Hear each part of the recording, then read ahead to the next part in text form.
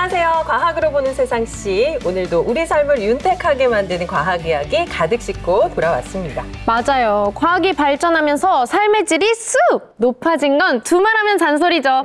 구체적으로 어떤 게 있을까요? 저는 뭐니 해도 전기인 것 같습니다. 전기가 발명되지 않았다면 과학으로 보는 세상씨도 TV로 볼 수 없었겠죠. 그렇죠. 게다가 올여름 극강의 더위, 에어컨 없이 버텨야 했을 거예요. 생각만 해도 끔찍합니다. 맞아요. AI나 드론 같은 기술들도 탄생하지 못했겠죠. 그렇죠.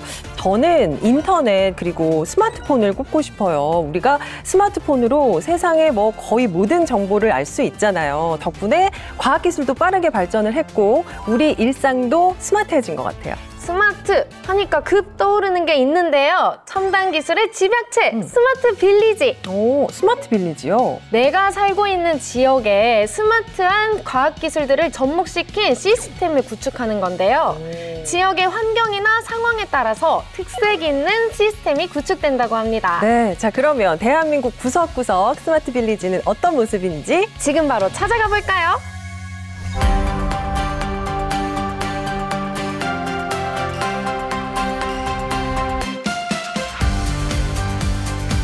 스마트 빌리지를 육성하는 이유는 대한민국 어디서나 살기 좋은 지역사회를 구현하기 위한 것입니다.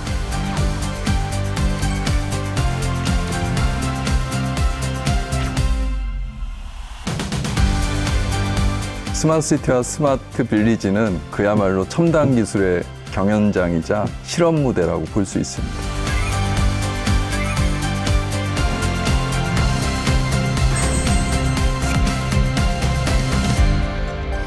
이야, 삶의 질을 높이는 것은 물론 지역사회가 당면한 문제까지 해결해주는 스마트 빌리지.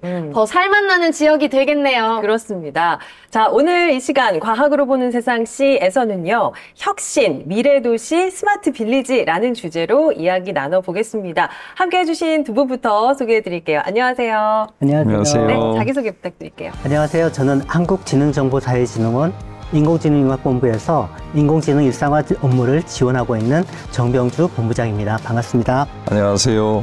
저는 스마트시티 국가 혁신성장동력 사업단장을 하다가 현재는 국토교통과학기술진흥원의 R&D 사업 전략과 기획을 담당하고 있는 조대현입니다. 반갑습니다. 자, 저희가 오늘 이제 스마트 빌리지에 대해서 알아볼 텐데요. 스마트 빌리지라는 단어 자체가 아직은 참 생소합니다. 스마트 빌리지라는 게 뭔지부터 좀 소개를 해 주셔야겠는데요, 본부장님. 스마트 빌리지는 디지털 기술을 활용해서 지역의 다양한 현안들을 해결하고 생활 수준을 높이고자 해서 과학기술정보통신부가 정책 지원 사업으로 만든 내용이 되겠습니다.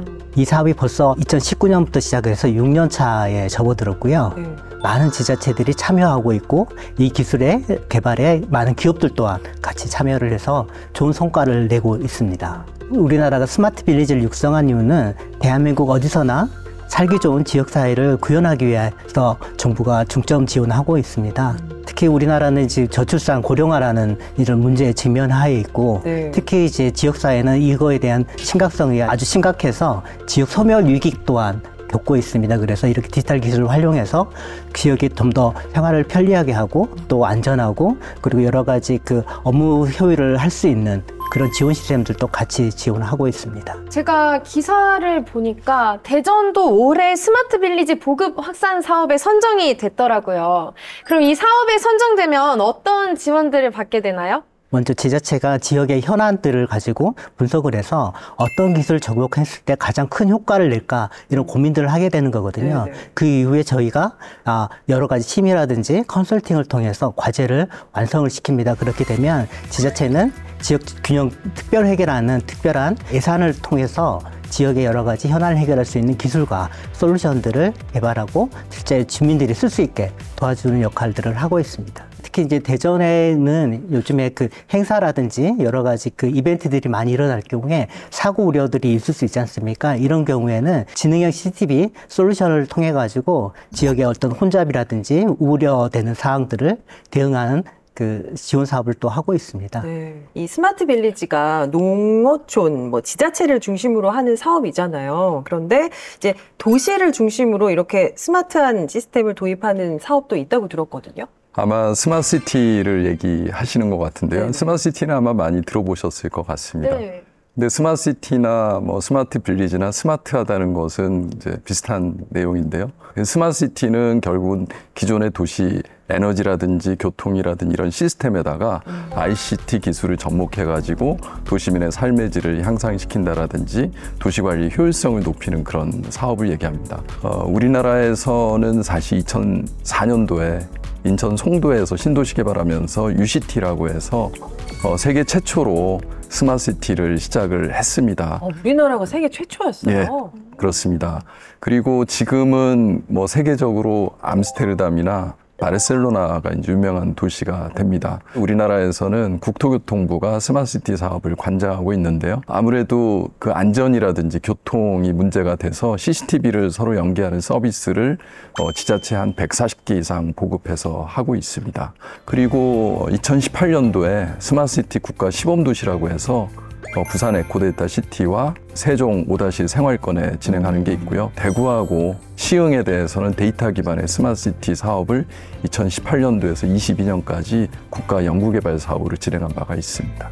들어보니까 지자체냐 도시냐 이 차이만 있고 개념 자체는 비슷한 것 같아요. 맞아요. 스마트 빌리지와 시티 큰 차이점이 있다면 어떤 걸까요? 스마트시티하고 스마트 빌리지는 아무래도 공간적인 스케일의 차이가 있는 것이죠. 그래서 스마트시티 같은 경우에는 도시 전체를 다루다 보니까 에너지라든지 뭐 교통이라든지 이런 인프라 측면에서 크게 효율성을 향상시키는 그런 측면이 있고요. 그리고 우리나라가 사실 그 도시화율이 한 90% 이상 되기 때문에 스마트시티에 대한 관심이 높은 건 사실이지만 그럼에도 불구하고 빌리지는 아주 작은 규모, 저희가 생각할 때 한 10,000명에서 한 3만 명 정도 규모라고 볼 수가 있는데 그러다 보니까 훨씬 더 정교하게 그 지역에 거주하는 그 시민들의 어떤 서비스라든지 맞춤형의 어떤 여러 가지 효율성을 높일 수 있는 방안들을 쉽게 모색할 수 있는 그런 차이점이 있다고 볼 수 있겠습니다. 그러면 스마트 빌리지 같은 경우에는 뭐 주거라든지 안전 같은 부분에 좀 집중해서 육성을 한다라고 생각하면 될까요? 그 부분이 중요한 거는 맞지만 빌리지가 그게 전부인 건 아닌 것 같습니다. 좀 더 넓은 지원 사업을 하고 있고 농촌에는 주거 안전뿐만 아니라 교육이라든지 어떤 의료 서비스에 대한 부분들도 저희가 지원을 해야 되는 부분이 있어서 이 부분은 저희가 비대면 진료를 통하거나 아니면 비대면 영상회의를 통한 아이들이 교육을 받을 수 있게 하는 것 부분도 있고요. 그래서 이걸 스마트 경로당 내지는 방과후 교실을 통해서 이런 서비스를 제공을 하고 있습니다. 뿐만 아니라 요즘에 농촌에는 해외 근로자들이 많이 상주해 있고 일손을 도와주고 있지 않습니까? 네네. 그래서 해외 근로자들을 좀 관리해주는 어떤 프로그램도 있고요. 그래서 요즘에 그 농촌의 일손 부족을 통해 가지고 어려움을 겪고 있는데 저희가 다양한 기술을 통해 가지고 생산성 향상과 어떤 소득 향상에도 저희가 기여를 하고 있습니다. 네, 생각보다 광범위하네요. 굉장히 다양한 분야에 적용되는 사업인 만큼 경제적인 효과도 클 것 같아요. 2020년도에 그 전 세계 시장이 한 6,568억 달러 정도 된다고 하거든요. 한 900조 원 정도 규모입니다. 그리고 와. 전망하는 것이 2030년에 한 6조 9,650억 달러니까 거의 우리나라 돈으로 1경 정도 해당하는 어마어마한 규모입니다. 그러면 네네. 왜 이렇게 스마트시티에 대한 시장 규모가 클까라고 생각해보면 스마트시티 자체가 여러 가지 기술의 복합된 형태입니다. 기존의 에너지 시장, 도시의 에너지 시장, 교통 시장 이런 것들을 다 망라해서 거기다가 첨단 기술을 포함한 것까지 시장 규모로 생각할 수 있는데요. 이런 스마트시티에 대한 투자도 이루어지지만 이를 통해서 어떻게 보면은 비용을 절감하는 효과도 있고 새로운 일자리를 창출한다라든지 부가가치를 창출할 수 있는 측면도 있거든요. 아직은 완성된 상태가 아니기 때문에 앞으로도 뭐 무궁무진하다고 볼 수 있겠습니다. 종합을 해보면 우리의 삶 그리고 사회의 경제적 효과도 높여주는 아주 스마트한 기술인데요. 이런 스마트 빌리지의 장점을 제대로 누리고 있는 곳이 있다고 합니다. 농민의 생명을 지키고 농작물 피해를 예방하는 기술 적용된 스마트 빌리지 만나볼까요? 대한민국 균형 발전을 위해 꼭 필수적으로 도입해야 하는 스마트 빌리지. 이 스마트 빌리지 사업이 활발하게 운영되고 있는 이곳을 찾아왔습니다. 그런데 여러분, 누가 쳐다보는 느낌 들지 않아요? 이 카메라들 다 뭐죠? 놀라지 마세요, 혜빈 씨. 여기는 외부인들의 출입을 감시하는 IoT 장비들이 속속들이 숨겨져 있습니다. 외부인을 감시해요? 왜요? 이 사업은 스마트 빌리지 사업의 일환으로 농작물 절도 예방 시스템인데요. 혜비씨처럼 초행자들은 모두 감지해서 관제사들에게 안내하고 있습니다. 아, 농작물 절도, 이 농민분들께 피해가 클 것 같은데요. 네, 맞습니다. 농촌 지역 특성상 행정구역이 넓고 인적이 드뭅니다. 그리고 CCTV와 같이 방범 인프라가 열악해요. 그래서 범죄가 발생하면 검거율이 낮은 측면입니다. 그럼 이 예방 시스템이 어떤 원리로 작동되는지도 궁금한데요. 네, 가장 기본적인 기술은 무선 센싱 기술입니다. 우리가 일례로 휴대폰은 지니고 다니지 않습니까?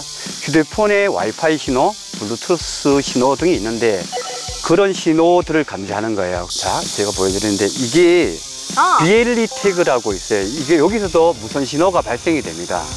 농작물과 함께 보관을 해두는데 이게 움직임이 감지가 되면은 농작물 절도 사고로 감지가 되는 거거든요. 그래서 이게 관제사 분들한테도 주의나 경고가 되고 그리고 주민들 앱에서도 경고 메시지가 발생을 합니다. 네, 이 시스템을 통해서 절도 건수도 줄어들고 또 검거율은 높아졌으면 좋겠습니다. 잠시만요. 이거 무슨 소리죠? 안녕하세요. 안녕하세요. 제가 이 소리를 들으면서 왔는데요. 지금 어떤 상황이 벌어지고 있는 거죠? 이 경보음은 농기계가 전복이 되었을 때 일어나는 경보음인데요. 지금은 실제 상황이 아니라 지금 연습하고 있는 상황입니다. 구체적으로 어떻게 이루어지는지도 궁금합니다. 기본적으로 위치 정보 단말기를 농기계에 부착을 해서 그 부착한 농기계를 임대사업과 연결을 해서 농업인들이 사용할 때 혹시 현장에서 전복 사고라든지 넘어짐 사고가 일어났을 때 빨리 대응할 수 있도록 저희들이 플랫폼을 만들어서 적용을 하고 있습니다. 농촌 지역에서는 꼭 필요한 시스템일 것 같은데요. 오늘 앞에 보이는 모형으로도 그 사고 대응 과정을 볼 수 있다고요? 네, 볼 수 있죠. 한번 넘어뜨려 보시겠습니까? 그냥 넘어뜨리면 되나요? 그냥 넘어뜨리면 돼요. 네, 알겠습니다. 한번 해볼게요. 네. 네. 오, 바로 경보음이 울리네요. 네, 그렇습니다. 이렇게 현장에서 전복이 되었을 때 바로 우리 사무실과 관계자에게 문자도 가고 경보음이 울리게 됩니다. 그래서 저희들이 빠르게 현장을 대처를 하게 되는데 사고자와 연락을 할 수도 있고 연락이 안 되었으면 119와 CCTV 관제센터와 합동을 해서 현장을 출동하는 그런 시스템이 되겠습니다. 그렇다면 실제 농기계에 이 센서를 부착하는 장면도 한번 보고 싶은데요. 당연히 볼 수 있죠. 현장을 한번 가보실까요? 네. 네. 저희가 이렇게 작업 현장으로 이동했습니다. 팀장님, 실제 농기계에 센서를 부착하는 그 장면을 보여주시죠. 네. 요 센서를 갖다가 요 굴착기에다가 선을 연결을 해서 부착을 합니다. 그리고 저희들이 사용하는 앱에다가 등록을 하게 되면 그 앱에서 자동으로 우리 플랫폼으로 연결해주는 그런 시스템이 되겠습니다. 안녕하세요, 어르신. 네, 안녕하세요. 최근에 또 사고를 겪으셨다고 들었습니다. 어떤 상황이었을까요? 네, 7월 28일 일요일 날 이 기계를 제 농장에서 사용하다 넘어졌습니다. 넘어졌군요. 그 사고가 난 직후에는 좀 어떤 상황이 펼쳐졌을까요? 네, 농기계 임대센터에서 즉시 연락이 왔고 그다음에 문자까지 와서 참 안심이 많이 됐어요. 그 농기계 전복사고 대응 시스템, 이게 스마트 빌리지와는 어떤 연관성이 있을까요? 현재 초고령화 사회로 접어드는 이 시골 마을, 농촌 마을에 농업인들이 또 연세 많으신 어르신들이 나홀로 현장에서 작업을 하다가 이렇게 전복 사고를 당하게 됩니다. 그래서 저희들이 이런 시스템을 도입함으로써 그런 사고가 났을 때 빨리 현장에 가서 그런 현장에 조치를 함으로써 농민들의 귀중한 생명을 우리가 보호할 수 있다고 그렇게 생각을 합니다. 맞습니다. 농민들의 안전을 위해서 꼭 필요한 시스템인 것 같습니다. 도시뿐만 아니라 농촌과 어촌까지 스마트한 생활, 이 스마트 빌리지가 더욱 확산돼서 우리나라 곳곳이 균형 있게 발전하고 모두가 살기 좋은 나라가 되길 기원하겠습니다. 농작물 절도 예방 시스템, 농기계 전복 대응 시스템 덕분에 우리 농민들의 표정이 정말 밝아 보이네요. 네. 이게 다 스마트 빌리지 덕분에 안심하고 생활할 수 있기 때문이겠죠? 그런 것 같습니다. 궁금한 게요. 네. 스마트 빌리지와 시티에 많은 과학 기술이 좀 접목이 돼 있을 텐데 대표적인 과학 기술 어떤 게 있을까요? 우리가 아는 것처럼 AI라든지 IoT나 빅데이터나 혹은 뭐 최근에는 로봇이라든지 자유차라든지 드론이라든지 블록체인, 디지털 트윈 뭐 어마어마하게 많은 첨단 기술이 스마트시티에 적용이 됩니다. 그래서 어떻게 보면 스마트시티 뭐 빌리지도 마찬가지지만 그야말로 첨단 기술의 경연장 혹은 뭐 실험 무대라고 볼 수도 있는 겁니다. 그러니까 사물 인터넷을 많이 이용하게 되는데 그걸 통해서 도시 안에 있는 여러 가지 기상 상황이나 여러 가지 조건들을 모니터링할 수 있는 부분들도 있고요. 실제적으로 저희가 최근에 주목받는 부분은 헬스케어 부분인 것 같아요. 헬스케어 같은 경우에는 개개인별로 어떤 건강 상태를 체크한다라든지 혹은 그걸 통해서 뭐 소셜케어 로봇 같은 걸 이용해서 도움을 준다라든지 그런 것들도 있을 수가 있고요. 최근에는 뭐 가정하고 병원하고 연결해서 하는 부분도 있습니다. 원격 진료라든지 원격 교육 프로그램이 많이 개발되고 있고요. 네. 그다음에 재택근무가 또 많아지다 보니까 스마트 라이프를 추구하는 그런 서비스도 많이 기술 개발이 되고 있다고 보시면 될 것 같습니다. 시대의 변화에 발맞춰 가네요. 네. 이 다양한 첨단 기술들이 스마트 빌리지 안에서 적절하게 사용되려면 사실 초연결 네트워크망이 구현되는 게 정말 중요하겠어요. 이 초연결이라는 게 사물 인터넷, 즉 이 의자 같은 사물의 인터넷이 연결된 것들이 서로 다 연결이 된다라는 개념인데요. 생각해보면 제가 앉아있는 이 의자가 옆에 있는 의자한테도 말을 걸 수 있는 거죠. 그래서 인터넷으로 야, 너 나랑 얘기하게 몸 좀 돌려봐. 이런 식으로 사물들끼리 서로 초연결돼서 소통을 할 수 있는 거예요. 그러려면 한 기기 안에 여러 개의 사물이 연결돼야 되는 만큼 인터넷 속도가 굉장히 빨라야 됩니다. 그렇겠네요. 저희가 알고 있는 5G처럼 속도가 굉장히 빨라져야 안정적인 연결이 가능한데 제가 궁금한 점은 이게 농어촌 지역에서도 가능한가? 네트워크망이 촘촘하게 깔아질 수 있는가가 좀 궁금합니다. 농어촌 지역에서도 그 통신 서비스는 보편적 서비스로 지금 자리를 잡았거든요. 네네. 그래서 집집마다 도시와 동일하게 인터넷망이 다 들어가 있고 맞아요. 많은 사람들이 모이는 곳, 학교라든지 주민센터라든지 공공성이 있는 곳에서는 무선 인터넷 또한 아주 잘 제공이 되고 있습니다. 그러면 스마트 빌리지와 시티에 선정이 되면 어떤 시스템이 적용될지 미리 다 정해져 있는 걸까요? 꼭 그렇지는 않습니다. 왜냐하면 지역마다 상황이 또 다르고 환경이나 경제적 여건이 다 다르기 때문에 도시의 특성과 지역의 다양성들이 함께 고려돼서 서비스를 개발하고 있고 물론 이제 공통적으로 들어가는 부분들이 그 농어촌 지역의 어떤 소득을 향상시킨다거나 생활을 편리하게 하거나 안전을 강화하거나 지역에 있는 어떤 시설물들을 좀 스마트하게 해서 지역 경쟁력을 강화하는 부분들은 공통의 목적이 있기도 합니다. 성공적으로 정착된 사례들도 참 궁금한데요. 우리나라를 대표할 만한 스마트 시티 하면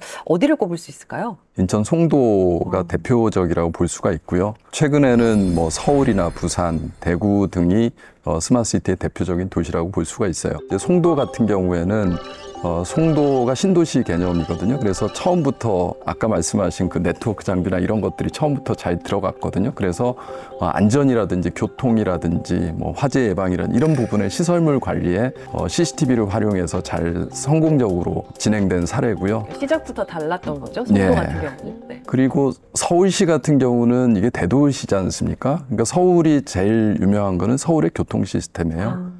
스마트 교통 시스템 뭐 세계적이라고 볼 수가 있는데 버스에 대한 운행 정보라든지 어떤 대중교통에 대한 편리한 이용, 환승이라든지 교통카드를 활용하는 거라든지 이런 것들이 이제 되게 유명하고요. 최근에는 상암이나 청계천에 자율주행 셔틀을 운행하는 거 혹시 타보셨는지 모르겠는데 그런 사례도 있습니다. 네네.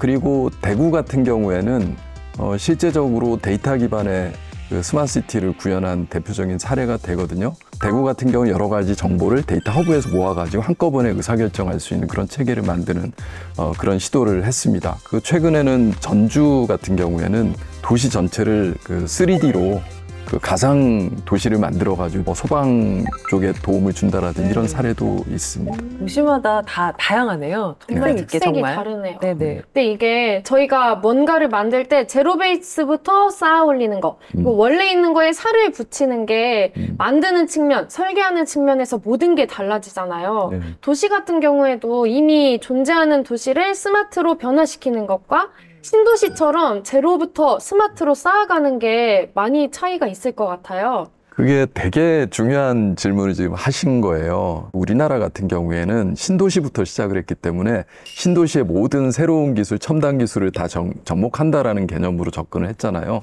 근데 유럽 같은 경우는 그 신도시 개발 사례가 적거든요. 그러니까 기존 도시를 어떻게 지능화하고 스마트화 해야 되느냐, 접근 방식 자체가 다른 거예요. 로마는 유적지가 많이 있잖아요. 네네. 거기다가 우리처럼 지하에다가 광 케이블을 깔고서 초고속 통신망을 깔고 싶은데 할 수가 없는 거예요. 그 유적지 때문에. 않겠네요. 그래서 건물마다 위쪽으로 마치 그 가로등 그 전선 하듯이 그런 식으로 그 네트워크를 구축한 사례도 있습니다. 그럼 저희가 도시의 사례들을 살펴봤죠. 이번엔 스마트 빌리지의 사례들을 좀 알려주시겠어요? 스마트 빌리지에도 참 다양하고 재미있는 사례들이 많이 있습니다. 요즘에 그 이제 도농복합 지역이라 그래서 그 도시 못지않게 생활 편의시설을 갖추고 있는데요. 그런데 이제 그 농촌에 사시다가 이제 갑자기 도시에 오게 되면 생활 패턴이 좀 바뀌고 있고 또 과거에 생활했던 부분들이 계속 익숙하거든요. 그래서 특히 이제 쓰레기 버리는 부분들이 도시 버리는 수거하는 거랑 절차가 조금 다르잖아요. 네네. 그러다 보니까 이렇게 쓰레기가 방치되거나 지역 주변인데도 제때 이제 처리가 되지 않는 경우들이 곳곳 있어요. 네. 그래서 저희가 지능의 영상 CCTV를 통해 가지고 한 5m 전방에서 그 경고를 하거나 이제 네네. 계도하는 방송을 하게 되거든요. 또 저희가 이제 그 도시형이라고 할 수도 있는데 성남에는 이제 공공도서관이 있어요. 네. 근데 지역 아동센터라고 해서 애들이 방과 후 교실 형태로 운영되는 교실들이 있거든요. 근데 도서관과 아동센터가 연결이 돼서 온라인상에서 참여형 뮤지컬 서비스를 저희가 제공을 했어요. 충북 증평 같은 경우에는 무인 드론이 그 실제 병충해를 방지하는 역할도 하고 있고요. 자율작업 트랙터가 실제 논밭을 갈아서 어른들의 부족한 일손 문제를 좀 해결해 주는데도 크게 기여를 하고 있습니다. 고령화 시대에 정말 큰 도움이 되겠어요. 맞습니다. 네네. 얼마나 반가운 소식인지 그쵸. 모르겠습니다. 정말요. 박사님, 제가 이야기를 듣다 보니까 스마트 빌리지와 스마트 시티 사업 범위가 굉장히 넓다는 생각이 들어요. 스마트 시티가 역사를 보면 한 20년 정도 진행돼 온 것 같고요. 계속 진화를 하고 있다고 볼 수가 있습니다. 최근에는 아무래도 탄소 중립 얘기가 많이 나오잖아요. 그렇죠. 에너지를 어떻게 절감하고 탄소 배출을 줄이느냐 이런 개념의 기후변화에 적합한 그런 도시 모델도 스마트시티와 결합이 되고 있고요. 그러니까 모든 세대가 좀 어떻게 보면은 잘 어우러져서 조화롭게 살 수 있는 도시, 그런 포용적인 도시 개념으로도 그 스마트시티가 발전을 하고 있어요. 그래서 좀 더 포괄적이고 좀 더 광범위해지는 그런 상황이고요. 그러다 보니까 스마트시티라고 하는 것이 단순한 과학기술만의 문제가 아니고 사회적인 문제를 해결하는 어떻게 보면 사회과학기술이라고 볼 수도 있는 것 같아요. 그래서 그런 측면에서 보면 빌리지나 그 도시나 어차피 그 거주하는 그 사람들의 삶의 질이 편리해지고 또 행복할 수 있는 그런 상황을 만들려고 하다 보니까 도시별로 좀 특색이 있잖아요. 지리적으로, 뭐 역사적으로, 환경적으로 특색이 있기 때문에 그런 도시에 거주하는 그 시민들이 적극적으로 참여하고 협력해야만이 그 도시가 훨씬 더 제대로 된 스마트시티가 될 수 있다라고 생각합니다. 대표적으로 보면 부산 에코데이터 시티 그 프로젝트를 진행하면서 아주 적은 비용으로 살 수 있게끔 공모를 해서 지금 3년째 거주하고 있거든요. 리빙랩이라고 저희가 보통 얘기를 하는데 살면서 어떤 문제점을 발굴하고 그걸 해결하면서 시행착오를 거치면서 최적의 어떤 해결책을 찾아내는 거, 이런 것들이 최근의 추세라고 보시면 될 것 같습니다. 이게 과학적인 해결법 그 자체인 것 같아요. 저희가 가설을 설정하고 이게 맞는지, 정말 효과가 있는지 없는지 여기서 맞습니다. 피드백을 받아서 다시 또 과학을 발전시키는 게 결국 전반적인 과학의 역사거든요. 네. 우리 시민분들이 열심히 동참을 해주셔서 의견도 이것저것 내주고 나는 뭐가 더 필요한지, 이 기술은 실제로 써봤는데 효과가 있는지 없는지 이런 피드백이 있어야만 이 스마트 빌리지 네, 그리고 맞습니다. 스마트 시티가 더 사람들이 원하는 원하는 방향으로 발전해 나갈 수 있겠네요. 예, 맞습니다. 네네. 피드백이 또 중요할 것 같아요. 이렇게 스마트 빌리지와 스마트 시티를 구축하는 나라가 세계적으로 좀 많은가요? 영국에서도 마찬가지로 이제 지역 소멸이라든지 고령화에 대한 문제를 겪고 있거든요. 그래서 영국의 외곽 지역에 코널 지역이 있는데 여기도 디지털 기반으로 해서 여러 가지 통합 전략을 만들고 있고 서비스를 제공하고 있고요. 독일에서도 디지털 마을 만들기라는 이름으로 해서 이런 프로젝트를 또 진행을 하고 있고 구글 같은 경우에도 사이드워크라는 프로젝트를 진행을 했었고 일본에서는 토요타와 함께 우분시티 를 또 진행을 하고 있고 우리나라에서는 국가 시범도시 이런 형태로 도시를 가상화해서 도시의 여러 가지 문제라든지 지역의 여러 가지 현안들을 해결하는 프로젝트도 같이 진행을 하고 있거든요. 또 얼마 전에 사우디아라비아가 큰 투자를 해서 네옴시티를 만들겠다는 것들도 디지털 트윈 기술이 접목이 되는 사례가 될 것 같아요. 네, 익숙한 이야기들이 많이 나왔는데요. 나라들도 각자의 특색이 있는 만큼 이 스마트 빌리지나 시티를 적용하는 방향이 전부 달라질 것 같아요. 대륙별로 차이가 있는데요. 유럽 같은 그 대륙은 인구가 늘어나는 형태는 아니잖아요. 그 새로운 도시를 만드는 형태보다 주로 도시의 지속 가능한 그런 도시를 만들기 위한 노력을 많이 합니다. 뭐 에너지 감축이라든지 아까 말씀하신 그런 저출산 고령화에 그런 대비할 수 있는 사회적 포용 도시 이런 것들을 신경을 많이 쓰고 있고요. 싱가포르나 두바이 같은 경우는 새로운 시도를 많이 하다 보니까 일종의 가상 도시를 만들어서 직접 관리하는 그런 모델이 있을 수가 있고요. 중국 같은 경우는 그 국가적인 체제의 어떤 특수성 때문에 통제가 좀 심하지 않습니까? 그러다 보니까 인공지능을 적용하기가 쉬운 구조가 되는 거예요. 그래서 스마트시티가 또 인공지능을 활용하는 그런 사례가 생기고 있고요. 인도 같은 경우는 한 100개 정도의 도시를 스마트시티화 하겠다고 지금 대규모 프로젝트를 진행하고 있습니다. 그리고 미국 같은 경우는 아무래도 기업 중심의 그런 형태가 되다 보니까 데이터 중심의 목적성 기반의 서비스 개발의 그런 모델들이 나오고 있어요. 그럼 이제 우리나라를 좀 살펴보면 신도시 위주로 개발을 했고 그다음에 서울이나 부산같이 기존 도시의 도시 재생 개념에서 진행했던 부분이 있거든요.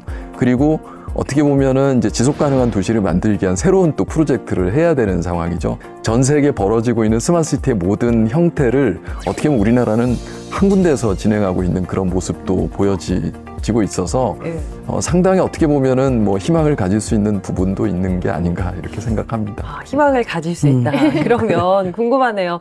우리나라가 어쨌든 시작을 처음 했잖아요. 이 세계 여러 나라들의 스마트 빌리지, 스마트 시티와 비교했을 때 우리나라의 특색이랄까? 강점이라면 뭐가 있을까요? 우리나라는 데이터 강국이라고 저희가 먼저 말씀을 드릴 수 있을 것 같아요. 특히 이제 스마트 시티나 빌리지에서는 이렇게 서비스를 그 여러 가지 교통이나 에너지, 환경 이런 서비스를 제공을 하지 않습니까? 여기에서 가장 중심이 되는 부분이 플랫폼 기능이거든요. 이 플랫폼 기능에서도 그 성능을 제대로 발휘하기 위해서는 결국은 데이터가 정확해야 되고 그 데이터 기반으로 여러 서비스가 연계가 돼야지만이 시민들이 체감할 수 있고 또 효과도 좋을 거라 저희가 생각을 하고 있는데요. 우리나라는 이런 그 신뢰성 높은 데이터들을 지자체와 공공기관들이 공공 데이터 형태로 개방을 하고 있고 또 인공지능 서비스가 제공하기 위해서는 학습용 데이터 또한 중요하거든요. 이 부분도 정부가 적극 지원해서 인공지능 학습용 데이터는 아마 우리나라가 가장 또 앞서가 있지 않을까 이런 생각이 듭니다. 그러면 실제 스마트 빌리지와 시티의 실효성, 실질적으로 나타난 효과가 있을까요? UCT부터 시작한 그 CCTV 관제 그 시스템이 지자체와 경찰청까지 연결이 되면서 통합 연계 프로그램이 제시가 되면서 범죄율이 50% 정도 감소가 됐다라고 하면 획기적인 결과가 아닐까 싶어요. 그럼요. 50% 엄청나죠. 에코데이터 그 스마트 빌리지에서는 7% 정도 에너지 그 소비 비용이 줄어들었다는 그런 통계도 있습니다. 그런데 이제 무엇보다도 사실 제가 자랑 삼아 얘기하는 부분이 있습니다. 저희가 코로나19 발생했을 때 2020년이잖아요. 그때 세계적으로 CNN이나 BBC에서 주목받은 부분이 코로나 역학조사 지원 시스템이거든요. 그게 스마트시티 데이터 허브 기술을 활용한 거거든요. 그렇게 해서 그 확진자가 발생하면 확진자를 2주 동안 동선 추적을 하잖아요. 근데 그때는 그 어떻게 보면 매뉴얼로 하다 보니까 하루 정도 걸렸던 거를 이 스마트시티 데이터 허브 기술을 통해서 10분 만에 그걸 완료할 수가 있었던 거죠. 그때는 경찰청의 데이터뿐만 아니라 카드 데이터, 통신사 데이터를 한꺼번에 믹스해가지고 거기서 동선 추적을 10분 내에 할 수 있었으니까 그를 통해서 저희가 확진자가 더 빨리 확산되는 걸 방지한 획기적인 효과가 있습니다. 네, 참 다양한 분야에서 효과들이 나타나고 있습니다. 자, 대한민국 곳곳에 다양한 스마트 빌리지와 스마트 시티가 조성되면서 지자체별 특색 있는 기술도 많이 등장하고 있는데요. 최근에는 지역 환경에 맞춘 기발한 아이디어로 눈길을 끄는 곳도 있다고 하네요.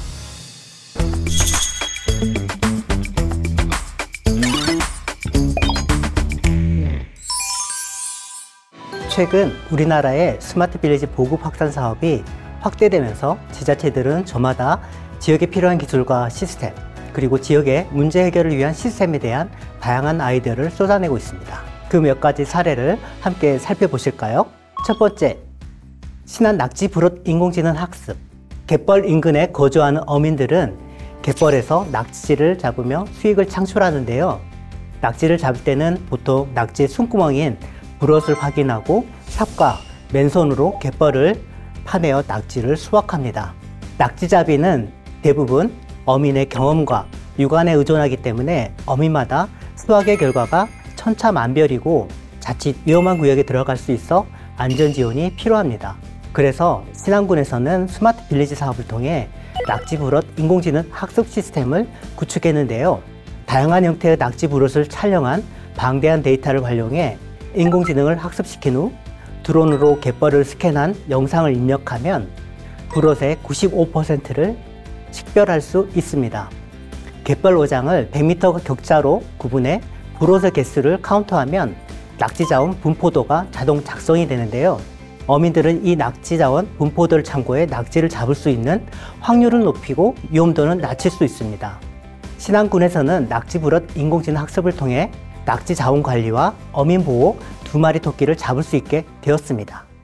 두 번째, 태양광 압축 쓰레기통.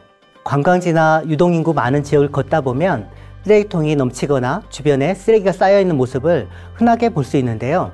태양광 압축 쓰레기통을 설치하면 이 문제를 해결할 수 있습니다.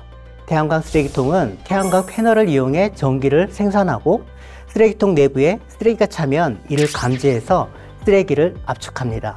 장착된 센서와 통신 장비를 통해 쓰레기 양을 측정하고 효율적으로 쓰레기를 수거할 수 있는 솔루션입니다. 농촌 마을은 개별 주택이 많고 쓰레기 수거도 도시에 비해 열악합니다.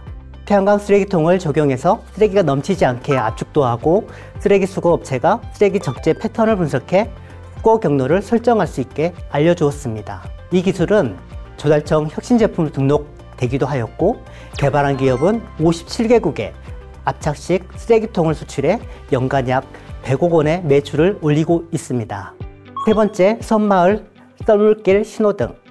여름 휴가 때 바다와 섬을 다녀오신 분이 많을 텐데요. 썰물 때 섬과 육지 또는 섬을 잇는 바닷길이 생기는데 이를 노드길이라고 합니다. 여행객에게는 낭만의 길이고 주민에게는 삶의 터전이기도 합니다. 하루 2번 열리는 이 길을 걷거나 차를 타고 바다를 건너는데요. 그런데 아차하는 사이 썰물이 물물로 바뀌기도 해서 고립된 사고가 종종 발생합니다. 주민들 대부분 언제 길이 열리고 닫히는지 경험치나 물대표를 활용하는데요. 종종 확인하지 못해 물대를 놓치는 것을 방지하기 위해서 섬마을 썰물길 신호등을 추진하고 있습니다. 지능형 CCTV와 수의계를 통해서 썰물길 때가 끝나는 것을 표시하는 것이죠. AI와 CCTV의 결합을 통해 노드길에 대한 불확실성과 위험을 방지할 수 있을 겁니다. 스마트 빌리지 보급 및 확산 사업이 확대되면서 등장한 다양한 아이디어와 기술들. 앞으로는 또 어떤 스마트 빌리지가 등장할지 기대되는데요. 국민들의 많은 관심과 참여가 우리 사회를 더 똑똑하고 안전하고 편리하게 스마트 빌리지로 변화시키는 큰 원동력이 될 것입니다. 태양광 에너지로 쓰레기를 압축하는 기술, 그리고 썰물에서 밀물로 변화할 때 그것을 알리는 신호등. 듣기만 해도 호기심이 팍팍 차오르는데요. 저도 꼭 실제로 한번 경험해보고 싶은 기술들이었습니다. 자, 요즘에는요, 기술이 개발되면 수출 소식도 함께 들리는 경우가 참 많거든요. 우리나라 스마트 빌리지와 시티는 어떤가요? 제가 볼 때는 수출 개념으로 보면 스마트 시티와 스마트 빌리지를 구분하지 않아도 될 것 같아요. 국토부에서 추진하는 KCT 네트워크 프로그램이라는 게 있거든요. 현재까지 한 23개국에서 한 41개 프로그램 정도가 가동이 되고 있고요. 태국이라든지 튀르키예나 베트남이나 말레이시아 같은 우리보다 좀 후발주자죠. 그런 나라들의 수출이 많이 되고 있고요.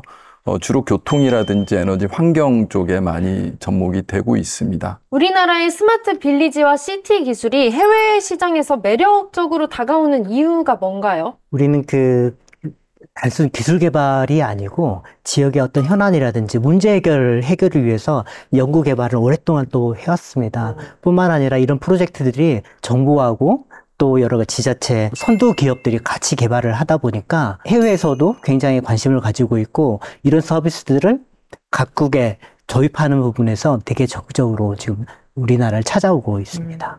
K-팝만 있는 게 아니에요. K-시티도 있습니다. 네. 실제로 수출이 성사된 사례가 있나요? 그 도시를 수출한다고 하면 좀 뉘앙스가 좀 이상하긴 하지만 네. 우리의 도시를 설계하고 건설하는 그런 노하우를 전수한다고 생각하시면 좋을 것 같아요. 그래서 대표적으로 LH가 2018년에 쿠웨이트의 알 압둘라 신도시에 한 400억 정도 규모로 마스터 플래닝을 성공시킨 사례가 있고요. 그 사우디아라비아의 네옴시티, 세계적으로 주목받는 도시죠. 거기에 디지털 트윈시티를 네이버가 플랫폼만으로 한 1,000억 원 정도 규모 수출한 사례가 있습니다. 그리고 이전에는 지능형 교통정보 시스템이라고 해서 중남미에 그런 시스템들이 수출된 사례가 있고요. 최근에는 인도네시아에 칼라만티라고 해서 그 신수도 건설하는데 도시형 모빌러티라고 일종의 드론 택시라고 생각하시면 될 것 같은데 그런 모델도 그쪽에서 관심을 가지고 있고요. 상당히 유망하다고 볼 수 있습니다. 이 수출 사례들이 쭉쭉쭉 나오는 걸 보니 이 스마트 빌리지와 시티 사업이 국가의 신사업이 될 수도 있겠어요. 맞습니다. 유엔 산하에 유엔 에스캅이라는 이제 조직이 있는데요. 최근에 80회 되는 공연 행사를 태국 방콕에서 열렸습니다. 참여한 아태 지역에서도 이 디지털 전화를 통해서 지역의 어떤 지속 가능한 발전에 대한 관심이 아주 높고요. 스리랑카 정부에서 한국형 스마트팜에서 나온 딸기 재배 기술을 수입을 해서 우리나라 기술들이 해외에 진출하는 계기가 되었고, 외국에서 이제 농촌의 디지털 전환과 전개해서 정말 이런 서비스들은 해외 진출을 할 수 있을 것으로 저희가 기대를 하고 있습니다. 자, 과학으로 보는 세상시 오늘은 혁신 미래도시 스마트 빌리지를 주제로 이야기 나누고 있습니다. 자, 이쯤에서 이제 앞으로의 전망에 대해서 알아봐야겠죠. 지금은 스마트 빌리지와 시티 사업이 확산되고 육성 중인 상황이잖아요. 앞으로 이게 싹 보편화된다면 어떤 모습으로 나타날까요? 스마트 시티, 스마트 빌리지가 보편화된다면 누구나 어디서나 이렇게 공정하고 또 공평한 서비스를 받을 수 있을 것으로 저희가 기대를 하고 있고, 특히 지역에 갖고 있는 지역 소멸 문제, 고령화 문제, 저출산 문제 또한 이런 디지털 서비스를 통해서 일부분이라도 해소가 될 것으로 저희가 기대를 하고 있습니다. 네, 균형 발전과도 연결이 될 수 있을 것 같아요. 네, 맞습니다. 요즘에 그래서 어르신들이 주로 모여서 활동하시는 곳이 이제 경로당 있잖아요. 네. 여기를 저희가 스마트 경로당으로 이제 전환을 시켜서 어르신들이 여기 안에서 다양한 교육도 즐기시고 또 레크레이션도 하고 또 건강 상담도 받을 수 있게 되어 있고, 그리고 농촌에는 이제 교육과 의료 서비스가 좀 접근성이 떨어진 게 사실이지 않습니까? 근데 저희가 비대면 진료라든지 아이들의 방과후 교실 또한 디지털 전환을 통해 가지고 제공을 또 하고 있어서 이런 격차들은 점차 해소되리라 저희가 생각을 하고 있습니다. 네, 그럼 박사님, 우리나라 스마트 빌리지와 시티가 또 세계적으로 더 성장하기 위해서 필요한 것이 있다면 어떤 노력이 더해져야 될까요? 한 가지 분명한 것은 우리나라 국민들처럼 새로운 기술을 이렇게 쉽게 받아들이고 적응하는 나라는 별로 없을 것 같아요. 네네. 그러니까 어떻게 보면 세계적으로 스마트 없어요. 피플이라고 얘기할 수 있을 것 같은데요. 변화에 적응한 사람들이어서. 그럼에도 불구하고 이렇게 보면 ICT 그 선진국들이 가지고 있는 그 원천 기술들을 우리가 보유하지 못해서 상대적으로 좀 손해를 보고 있는 부분이 있습니다. 그래서 이런 기술 개발을 위한 노력이 아무래도 뒷받침이 돼야 되겠죠. 네네. 그리고 세계적인 그 스마트시티 관련한 기업도 육성할 수 있도록 해야 되는데 그러려고 하다 보면은 보통 얘기하듯이 칸막이를 좀 없애야 됩니다. 이 스마트시티는 수평적인 협력이 대단히 중요합니다. 그러니까 에너지와 물이 또 연관되는 부분이 많고요. 네. 재해재난 같은 경우 생각해 보면 교통과 또 물 그 수제에 대해서 같이 협력해야 되잖아요. 그래서 이런 그 상호 부처 간의 협력이라든지 지자체와 정부의 협력, 그리고 시민의 협력도 필요하고요. 그래서 정부 측면에서 데이터 가버넌스를 확립하는 게 대단히 중요한 이슈가 됩니다. 저는 메타 스마트 시티라는 표현을 쓰거든요. 우리나라가 좀 더 주도할 수 있는 새로운 도시 문명의 그런 키워드를 잡아나갈 수 있는 그런 미래를 좀 예상해 보고 있습니다. 저희가 언젠가는 메타 스마트 시티를 주제로 이야기 나눌 날도 올 것 같네요. 맞습니다. 그때가 되면 저희는 메타 스마트 시티 피플이 되는 거겠죠. 예. 네, 스마트 빌리지 같은 경우에는 농어촌에 계시는 어르신들께서 주로 사용을 하실 것 같아요. 그러면 그분들을 위한 교육도 함께 이루어지나요? 맞습니다. 그 어르신들이 요즘에 가장 불편한 부분들이 교통편을 예약한다거나 약국이나 병원에 가서도 요즘 키오스크 많이 있잖아요. 맞아요. 저희가 스마트 경로당이랑 여러 가지 그 교육 프로그램을 통해 가지고 어르신들에게 이런 키오스크를 어떻게 활용하시는지 설명을 또 드리고, 또 뉴스에도 나오고 있는데 어르신들 대상으로 보이스피싱 이런 피해도 크거든요.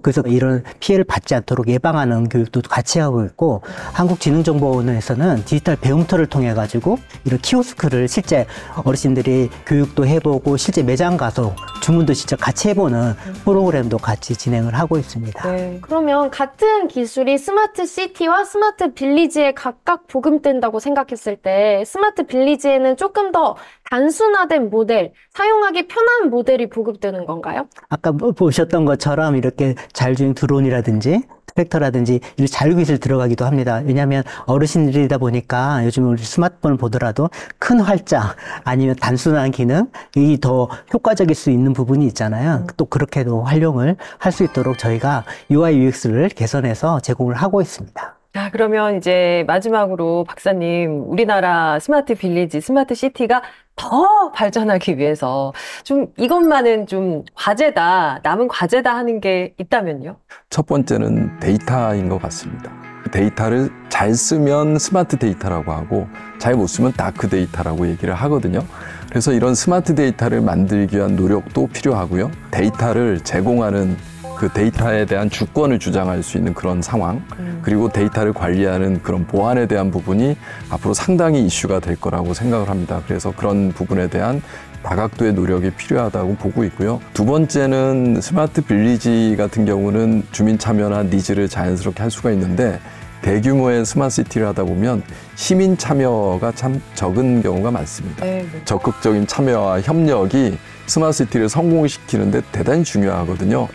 다시 말씀드리면 스마트 시티에는 반드시 스마트 시민이 있다는 거죠. 그러니까 스마트 시민이 없이는 스마트 시티가 완성될 수 없다고 생각하시면 이런 부분에 있어서 앞으로 좀 더 관심을 갖고 참여해 주시기를 바랍니다. 뭔가 한마디로 오늘 시간을 정리해 주신 것 같습니다. 예. 지금이야 스마트 빌리지, 스마트 시티지만 더 발전한다면 스마트 코리아로 성장하지 않을까라는 생각이 드는데요. 그러기 위해선 말씀하신 대로 국민의 관심과 참여가 무엇보다 중요할 것 같습니다.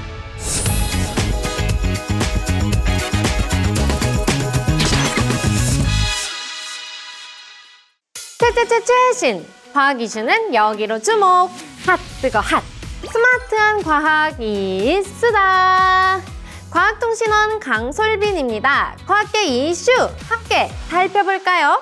첫 번째 소식입니다. 띵동띵동. 고객님, 배송 완료됐습니다. 이 말을 드론이 하는 시대가 열렸습니다. 어디서? 충남 공주시에서. 공주시는 올해 AI 드론 관제센터를 구축하고 물류 취약 지역을 중심으로 배송 거점과 배달점을 선정했습니다. 공주시는 총 4대의 드론을 투입해 배달 점별 특성에 맞는 야식, 관광상품, 반려동물, 간식 등을 배송할 예정이라고 합니다. 드론 배송 서비스 너무 궁금한데요? 조만간 공주시로 가서 꼭 경험해봐야겠어요. 두 번째 소식입니다. 레이저로 표적을 격추하는 레이저 대공무기가 세계 최초로 우리 군에 실전 배치됩니다. 레이저 대공무기 블록 1은 표적의 레이저를 발사해 태우거나 파괴하는 방식의 전력인데요. 별도의 탄 없이 전기만 공급하면 운용할 수 있고요. 한번 발사하는 데 드는 비용은 2,000원 미만. 열 에너지 레이저다 보니 발사 경로가 보이지 않아 표적을 탐지하면 100% 명중이랍니다. 또 미사일, 기관포와 달리 낙탄에 따른 아군의 안전사고 우려도 적다고 합니다. 올해 말부터 군의 실전 배치돼 대공 방어 임무에 투입될 예정이라는데요. 최근 K방산의 성장세가 눈이 부시잖아요. 레이저 대공무기 블록1의 전력화가 우리나라의 안보 강화는 물론 K방산의 새바람이 되길 기대해봅니다. 이쓰다! 오늘 제가 준비한 소식은 여기까지입니다. 다음 시간에도 놓치기 아쉬운 과학계 소식 쏙쏙 모아서 가져올게요. 과학 모두 이쓰다! 네, 오늘은 혁신, 미래도시, 스마트 빌리지라는 주제로 이야기 나눠봤습니다. 이야, 우리 동네도 스마트 빌리지였네? 스마트 교통, 스마트 에너지, 스마트 환경, 스마트 안전까지 네. 모든 게 구축되어 있었어요. 오늘 이 시간 함께하지 않았다면 우리 동네가 스마트 빌리지인지도 몰랐을 거예요. 저희 동네도 스마트 빌리지인지 한번 검색을 해봐야겠습니다. 두 분 오늘 많은 이야기 나눠주셨는데 어떠셨어요? 저는 국가 정책에서부터 지역 현장의 유익한 서비스까지 시청자 여러분께 소개할 수 있는 아주 뜻깊은 시간이었다고 생각합니다. 네. 어떠셨어요, 박사님? 예, 저도 무척 특색 있는 경험을 했다고 생각합니다. 국가 발전과 경제 성장을 위해서 스마트시티가 정말 중요하다고 생각하고 있는데요. 오늘 우리 시청자분들께서도 많이 이해하셨으면 좋겠고, 우리나라도 스마트시티의 강국이 될 수 있도록 정부와 지자체가 적극적으로 노력을 하고 또 우리 국민들도 여러와 같은 성원을 보내주셨으면 좋겠습니다. 네, 박사님 말씀하신 스마트 시민이 될 수 있도록 노력해 보겠습니다. 오늘 두 분 함께 해주셔서 고맙습니다. 감사합니다. 네, 과학으로 보는 세상시 저희는 다음 시간에 더 유익한 과학 이야기 들고 찾아오겠습니다. 과학이 보인다. 과학이 즐거워진다. 스치기만 해도 당신은 과학 전문가. 과학으로 보는 세상 씨.